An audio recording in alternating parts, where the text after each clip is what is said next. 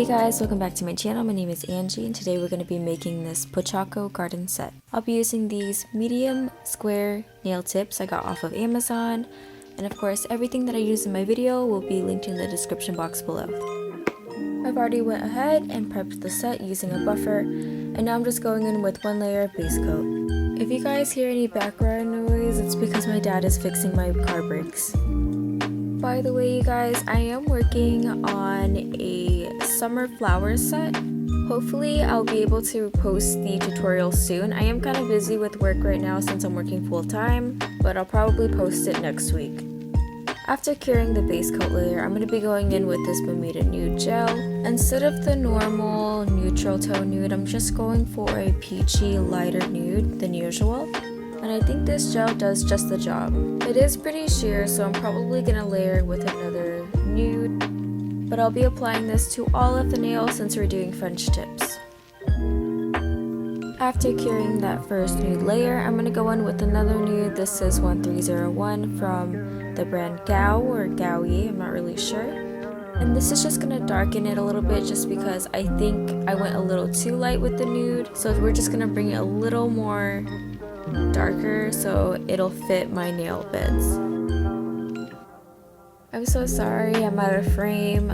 I did get a comment complaining that I was out of frame. It's just that with my setup it's just very difficult to stay in frame, especially since my back already hurts, and to like stay in frame I gotta like slouch so much just so I don't hit the camera or shake the table while I'm making the nails. Hopefully when I move I have a better like setup, just because my table is a really cheap desk off of Amazon. I think it was like 30 bucks or something.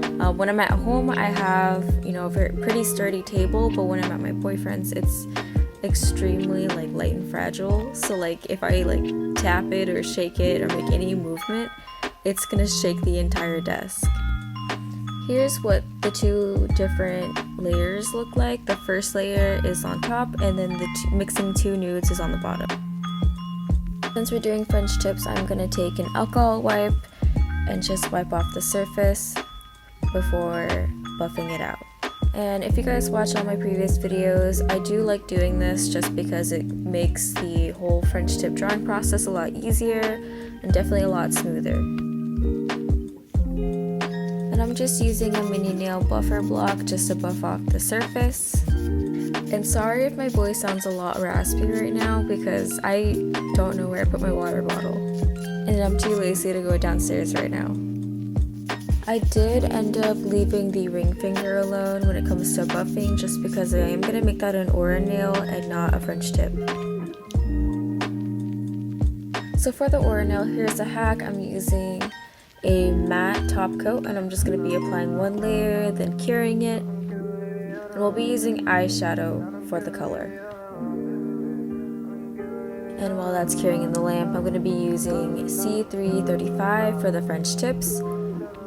This shade is a very light spring green. It's great for floral nails, just any light springy nails I guess would work with this gel.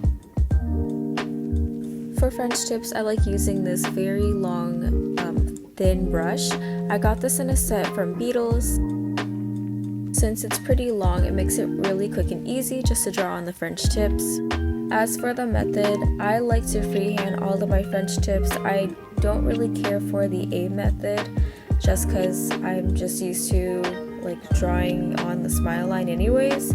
So what I like to do is I draw a line on each of the sides, and then from the bottom corners I draw an even more angled line, and then once I see where they meet up I'll start on drawing the smile line. Honestly, it takes a lot of practice, a lot of trial and error.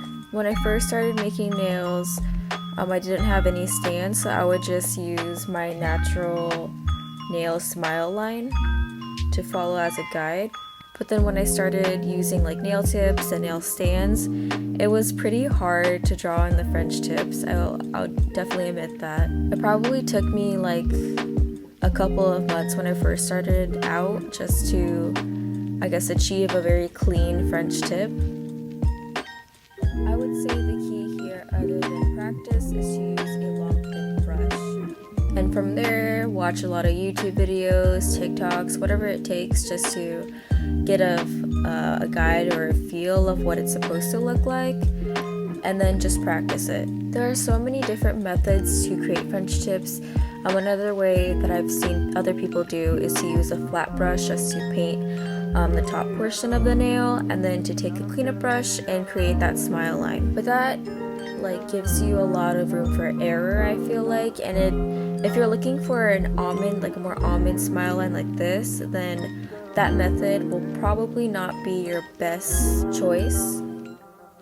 But definitely play around with several different methods and find what works out for you.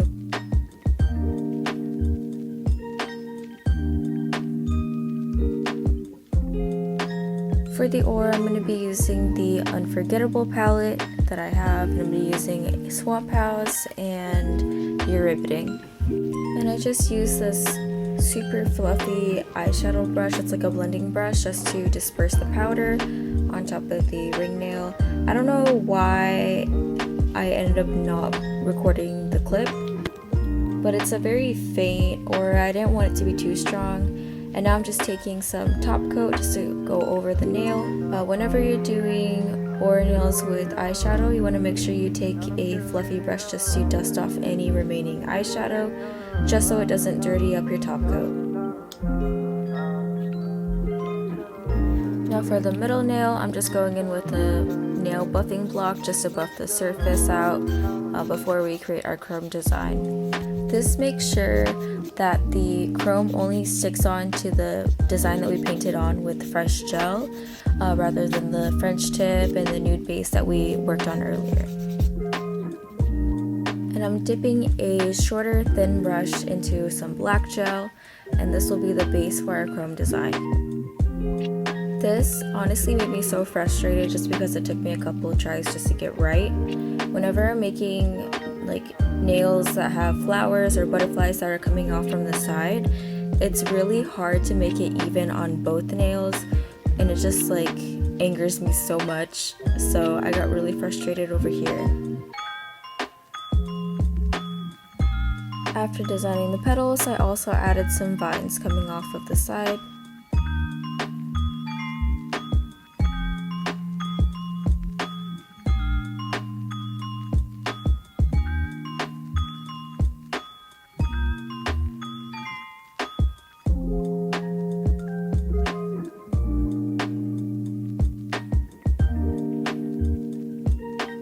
Here's what the two nails look like side by side. And then after curing, I'm going to be using this green chrome I got in a set off of Amazon. I actually got this 2 years ago, and I still have all the jars pretty much full. When you're applying the chrome, make sure you focus or emphasize more on the design you painted, and try to avoid all the background designs, just because it might still have a chance of sticking onto the nail, but we don't want it, which is annoying to clean up. But if that does happen, you can use some alcohol and a little cleanup brush just to clean the sides.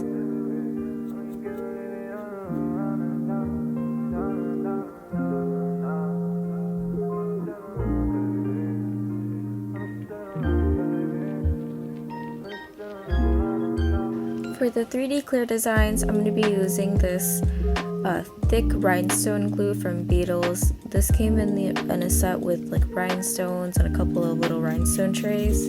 I am buffing the nail surface just because we did apply a layer of top coat over the Aurora design, and sometimes the gel won't stick on properly.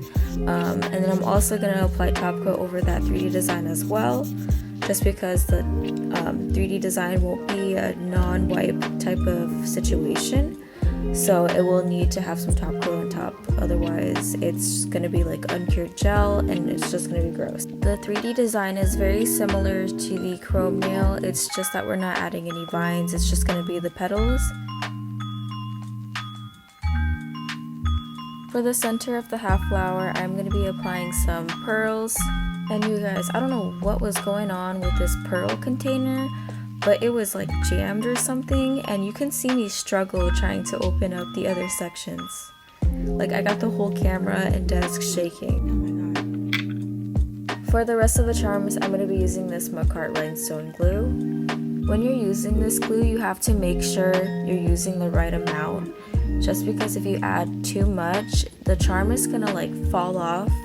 And if you add too little, then the charm isn't going to have enough surface to stick onto. It also helps if you don't leave your hand in hot water the same day. I'll be using these Pochacco charms. I get all of my charms off of Amazon. I don't use Shein or anything else like that just because it takes forever to get here. But yeah, I have a whole organizer of them, and this is not everything, guys. I need to stop buying charms, seriously.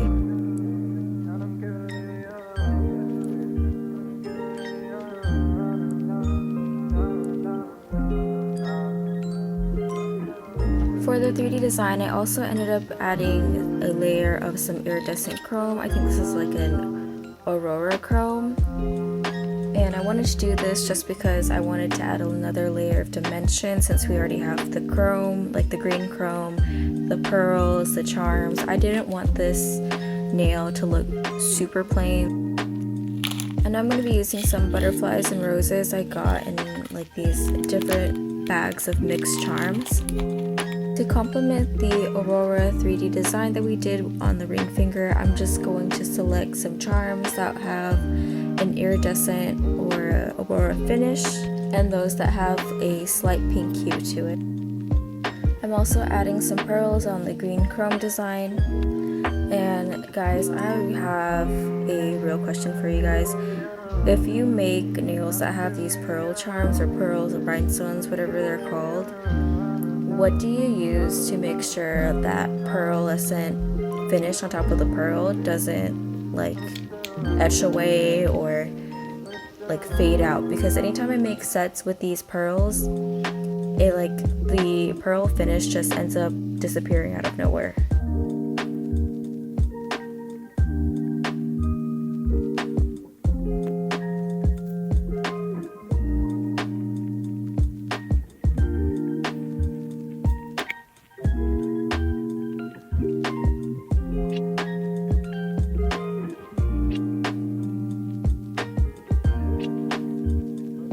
Now that we're all done, here's what the set looks like with the layer of top coat. It looks kind of bulky, so I would definitely recommend just shaving the top a little down. But that's all I have for you guys today. Thank you so much for watching. Be sure to like, comment on what you want to see next, and subscribe for more content like this. I'll see you guys next time. Bye!